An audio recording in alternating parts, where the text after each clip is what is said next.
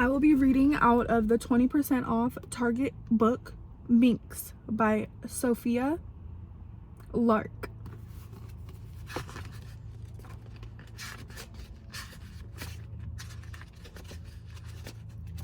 Chapter 1. Rams Howl. Today, my favorite day of the year, and it's already ruined because Anthony Keller just walked in with the most stunning woman I've ever seen on his arm. The Belmont Stakes is one of the few things that get me excited anymore. Last night it rained just enough for the grass to smell like a rainforest and the dirt to turn over like velvet. I'm in the presidential suite, best seats in the house, the finish line right under my nose. And here comes Keller, strolling in with the one and only thing that could make me give a shit what he's doing next door. My head turns. The way a racehorse looks running, how the muscles flex and flow under the coat, that's how her body looks inside her dress. It is a modest dress, otherwise up to the neck, long sleeves. Only her curves make it outrageous. Her face isn't what I expected. Beautiful, yes, but the word that pops into my head is serious. She's focused, unsmiling, until she catches me looking. Then her mouth quirks with something I can't read. Amusement, disdain. She steps into Keller's suite.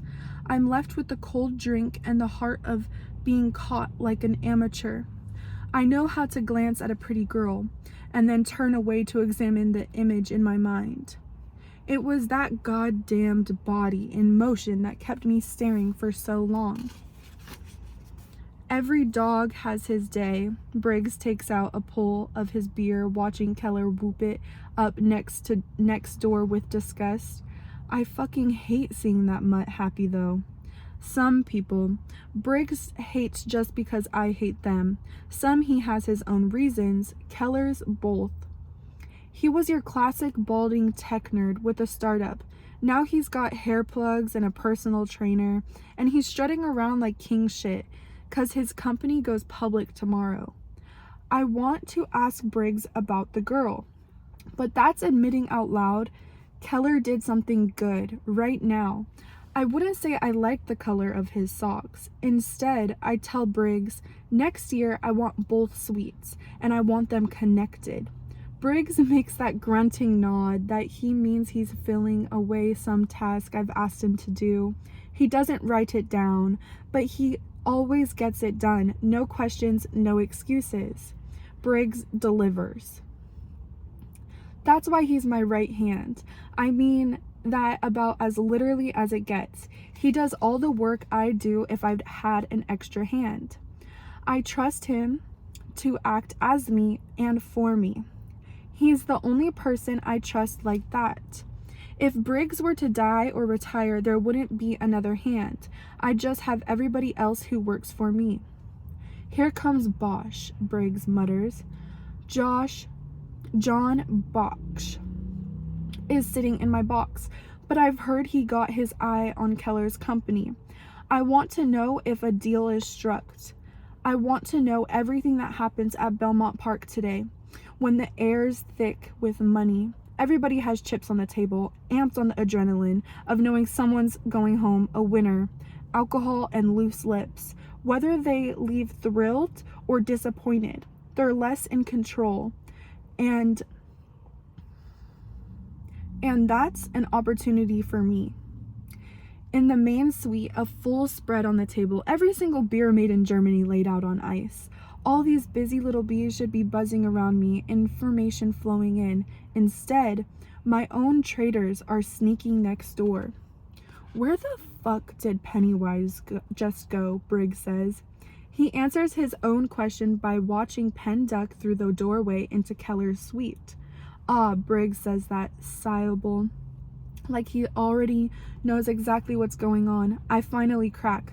Who's the girl? Briggs grins. Blake Abbott. Who's Blake Abbott?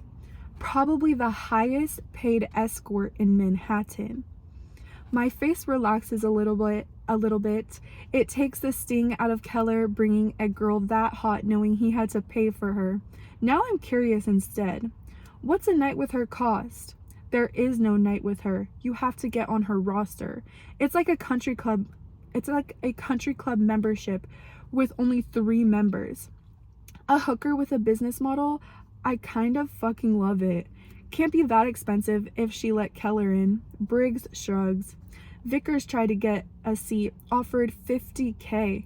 Didn't even get a phone call. I snort. Is her pussy gold-plated?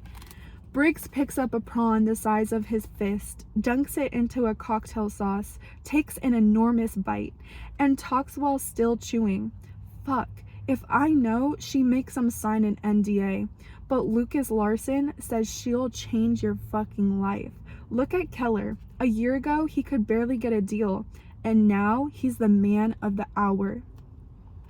Keller ain't shit, I say, with more venom than I intended. He offered us a stake in Whiz Tech. We turned it down after looking at his books. A week later, somebody filed a complaint against us with the SEC. Took Briggs about an hour to confirm it was that spiteful little weasel. I've got no problem with a man who swings a hatchet at my face. Business is war. But if you stab me in the back, I better not find out that your hand was on the knife.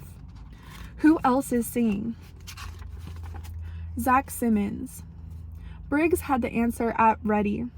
He's my fixer and my attack dog, but his #1 job is keeping an eye on everyone who matters. Larson's having a great year. Simmons, even better. Yeah, well, that's what they say. Date her and you run hot. I bet they do. Finance guys are superstitious as fuck. Our whole job is numbers, but there's nothing more subject to hysteria than a stock market. Desmond Lau used to see her too. Said the sex was insane. Wouldn't shut up about it, Briggs smirks. Till she cut him loose. Lowe's an arrogant piece of shit. The idea of him getting dumped by an escort makes me smile. I like her already. Well, don't, Briggs frowns. Why not? Because I know how competitive you get. I give him a side look. Not over some girl. Right, Briggs snorts. Just everything else. I crane my neck trying to peek into Keller's box. I spy a tantalizing slice of the girl's back, her shoulder, and the edge of her ear. I don't believe in running hot, but I'm already intrigued by the idea of country club sex. Eyes on the curve of that hip, I say, I have the best of everything else. Why not that?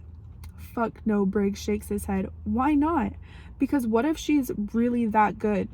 And it never feels that good again. Nah, pass. I'll stick with sloppy, drunken, last call sex, the kind I can get anytime I want. Yeah, that definitely settles it. I cross the room to grab a Resedorf. I won't be drinking. From here, I can see unobstructed into the junior suite. Keller really does look different. His head up, his shoulders back, tanned and almost stylish. But it's Blake Abbott who's the magnet in the room. The most important people have clustered around her. She's talking to Friedman, who runs the 6th largest hedge fund in the city. I don't think I've seen that cold coffee drinking vulture so much as crack a smile. Now he's got his dentures on display, his bony shoulders shaking with laughter. If she's not careful, she'll give a coronary to a future client. I'm revolted at my own thoughts. The ideas of Friedman Wrinkle's old claws touching that lush body makes me want to puke. Besides, that's dismissive. Friedman isn't hanging on her every word because he wants to fuck her. She genuinely made him laugh. I want to know what she said. I head into the hallway, passing the door to the junior suite.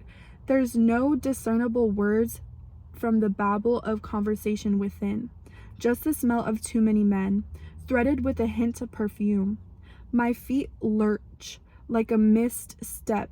I watch the way she stands, how she positions her body, rests a fingertip against her jaw. The slow smile, the eye contact. She's good at what she does, really fucking good. She's not the only woman in the room. Miriam Castro, head trader at Bridgewater, moves through the crowd like an assassin. What really impresses me is how Blake chats her up just as easily. Blake is so natural that I almost miss the moment where she slips. Keller interrupts her conversation with Castro, placing his hand possessively on the small of Blake's back and whispering something in her ear. Her upper lip curls, a flash of irritation she hides with a smile. She's alluring. I don't want to be allured. I'm actively annoyed. Yet I find myself wanting to abandon my own suite to squeeze in next to Keller. Somehow I've wandered all the way into the doorway. Her eyes flicker up, catch mine, hold there exactly 1 full second. Do you need anything, Mr. Howell? An alarmed attendant appears at my elbow. No, I brush past him, heading back out to the bank of monitors along the wall. I've got monitors in my own suite, but I like these better all of a sudden. I take my time scrolling the names of the screen. Asteroid, Goldfinder, Handsome Chap. I've been following them all more closely than usual this year, thinking I might finally buy a racehorse of my own. The last name on the list is a new arrival. Flightline was added this morning after Cobwebs failed the piss test. I heard about it an hour before the bookies and gave the colt worse odds in my head than they did. He only won a single race. I placed my bet for Asteroid, the second favorite. Heels click against the tile. I smell her again. Smoky, musky, barely sweet. Her perfume is spiced like tea. The skin beneath warm as honey, mellow sweet. I pay a lot to bottle that scent and spritz it around my house, but then I'd never get any work done. I turn, thinking she'd come to talk to me. Instead, she takes a position, 3 monitors down, and places a bet. I'm still certain she came out here for me. I wait for her to print her ticket and turn around. When the moment comes, it feels like a rush of air against my face. She looks good from behind, even better straight on. I can't tell if her eyes are blue or green. Nobody's talking, we're sizing each other up. I nod at her shoes, sleek and pointy and dangerous. I'm surprised you didn't get one of those saps to make the walk for you. She smiles. A dimple appears and disappears like a wink. I didn't think they could be trusted. Her voice runs down my spine. She's holding her ticket so I can't see which horse she picked. She's tall. I'm taller. Her breath slows the closer I get. I step right inside of her space, so we're sharing the same air. So she has to tilt up her chin. Her eyes are definitely green. I snatch the ticket out of her hand. That flash of anger again. I'm impressed how quickly she hides it, even when I'm irritating her on purpose. I say, Flightline's 40-1. What do you know that I don't? Lots of things. She snatches her ticket back. The capital of Morocco. How to poach a perfect egg. What makes you think I can't poach an egg? I didn't say you couldn't poach one, merely that you couldn't do it as perfectly as I can. I pretended to be offended. Don't underestimate me. She smiles at me, unflinching. I would never. We're standing so close that there's only an inch of space between my hand and her thigh. I want to brush against her accidentally on purpose. I think she wants me to try. I know it's her job to act like she wants it, but like the anger, this feels real. A heat seeping out from underneath that still, smooth calm. We haven't introduced ourselves. I know who she is, and I'd be insulted if she didn't know me. She crosses her arm, tilts her head, and then lets her eyes roam from my face down to my chest and back up again. I'm glad to see you here. I smile. What's that? Well, as you know, all billionaires must buy a racehorse, a race car, or a rocket to Mars. I haven't bought any of those yet. She holds up a finger, says, but you will, then drops the finger as she casts judgment. And I like the horse billionaires best. It amuses me that she has preferences in billionaires. What's the difference? I have my own theory. I want to hear hers. She ticks them off of her fingers. Space billionaires, megalomaniacs. Nobody's too good for the earth. Formula One. That's a particular kind of psychopath, sharpening the pencil sharper, sharper, sharper by the eighth of a second till you go insane. But horse owners, I wait to be judged, wondering if she'll still get me right. Horse owners are dreamers. 44,000 fowls registered every year, only 16 make it to Belmont. I like her theory, but is much too generous. They're not dreamers, they're gamblers. You crash a race car, you write a $15 million check to buy another one. Here you put your entire business on the line. That horse tumbles and breaks its leg. You didn't just lose your race, you lost your farm. The favorite today has $1 million stud fee. His owner just put $1 million a day stud fee on the track because he has to keep it. Oh, okay. Blake nods her head like she's chastinated. Then she quirks a smile at me. So you'd never buy a horse? I smile back. I didn't say that.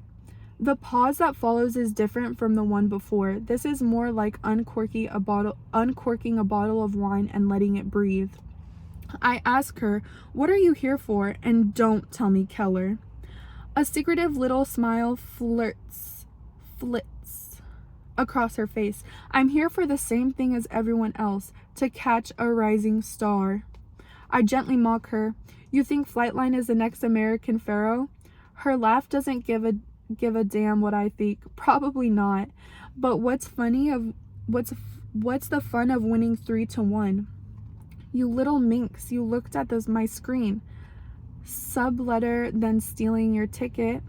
Keller pokes his head out of the junior suite. He sees Blake talking to me and he hustles over.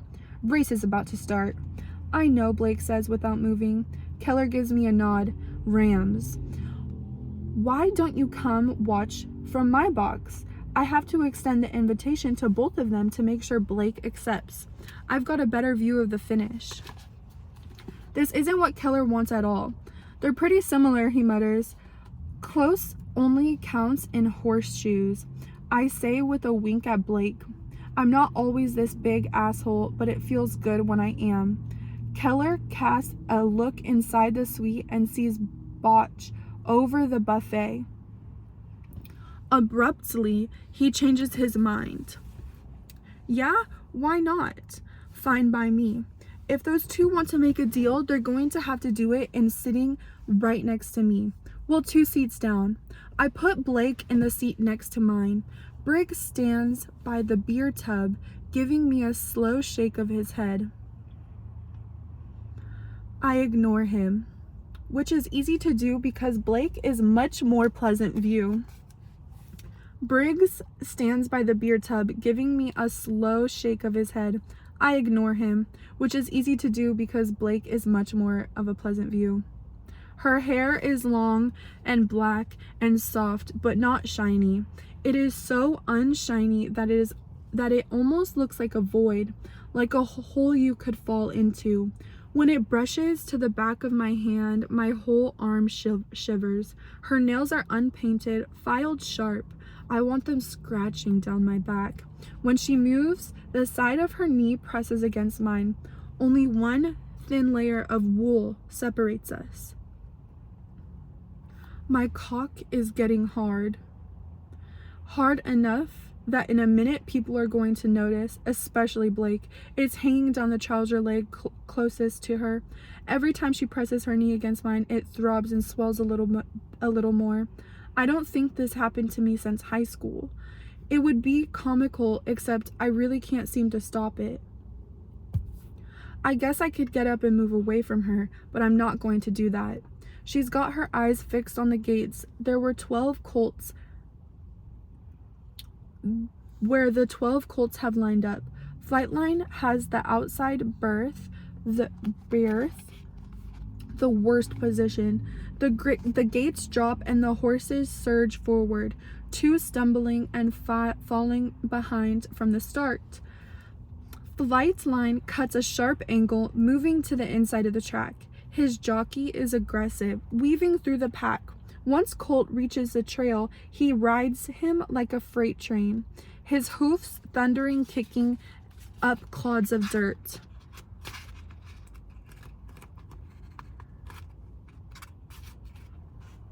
Asteroid got a strong start. He's fighting for the lead against Goldfinder, the favorite. I should be watching my own horse, but I can't keep my eyes off of Flightline slowly moving up the rail, or off Blake. She's leaning forward in her seat, barely breathing. Her hands are at her mouth. The colts are starting to flag, but the Belmont Stakes, the test of the champion, is the longest dirt track in North America. A 1.5 mile loop. Sometimes horses sprint so hard at the start that they have to walk across the finish line. Flightline isn't slowing down. That motherfucker's speeding up. He's a big fucker, broad-chested. If I ever seen a picture of him before the race, I might have had revisited my odds. Asteroid and Goldfinder are still in the lead, a full length ahead of any other horse. Flightline shoulders through the pack into third place. He closes the gap behind the leading horse, coming even with their heels. What the fuck? Briggs groans. The box is full of shouts and cheers, wild threats and encouragement from Blake. Not a whisper. I don't know if she's taken a breath this whole time. Flightline's jockey leans all the way forward, almost whispering in his ear. He barrels ahead, charging straight through the gap between Asteroid and Goldfinder's surging necks. He crosses the finish line, almost a full length ahead. Blake just made $800,000. Now I expect screams or maybe for her to faint dead away. What I see isn't shock. It isn't even excitement. Her face glows with pure satisfaction. Her face glows with pure satisfaction. Now I'm both aroused and extremely suspicious. When the jockey pulls off her helmet, I realize she's a woman. They're all so tiny and muscled, it's hard to tell. Her grin is half her face as the officials throw the blanket of white carnations over the back of the horse. Briggs is pissed. He put $100,000 down on Goldfinder, but only to place, not show. Missing it by one is worse than coming in last. No, it isn't, Pennywise says glumly. His horse actually did come in last. I can't stop watching Blake, trying to figure out what the fuck is going on. She smiles sincerely, while everyone congratulates her. How much did you bet? Keller asks. 2,000. She lies easily. There's a lot of reasons not to tell your clients you just made 800,000. I have a feeling Blake's reasons aren't the ones I'm guessing. If someone asks what I do, I say investment, but that's not really accurate. What I do is gather information and decide what it means. I've been watching Blake all night. The numbers are not adding up. Keller puts his hand on her waist again, reasserting his claim. She lets him do it. Seeing them together again now isn't just irritating, it's intolerable. Thanks for the view, Keller says to me, looking a little too happy. Blake puts out her hand. Mine swallows hers whole. It's the first time our skin actually touched. She feels exactly how she looks, like some kind of tawny animal, soft, with the lightest dusting of golden hair on the backs of her arms. It was nice meeting you, Blake says. Like, that's all we did? We'll talk later, Keller says to Botch, and like they already did. I paid zero attention to the conversation, not even using half of an ear. That's a slap to the face I need. I don't make mistakes. I turn my back onto Blake and do not watch her leave, which may be the most self-sacrificing things I've ever done. Instead, I intercept Botch. In 10 minutes, I've got him singing about his deal with Keller, and in 20 more, he's agreed to scrape it. Keller isn't getting his payout, not if I can help it. What's that gonna cost us, Briggs? Asks after Botch leaves. Less than we'll make shorting the stock. That's aggressive and spiteful. Your two favorite things. Briggs grins. Glad to have your head back in the game. It is 100%, except, Briggs groans, swiping his hand over his face. I say, you've ever seen someone celebrate like that winning 40-1? Briggs shrugs. Desmond calls her the lucky whore. Heats flare in the pit of my stomach. I don't like that.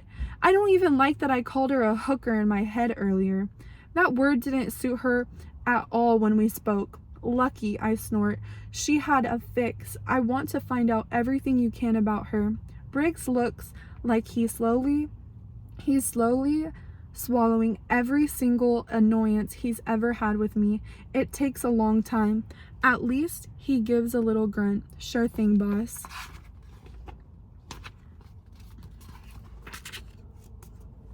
A picture of the ominous woman. That was chapter 1, everyone. Chapter 2 is called Blake Abbott, and I will be back for part 2. Thank you guys so much for tuning in to me, reading a book. And thank you for bearing with all of the little interruptions and speed bumps. This book is really good.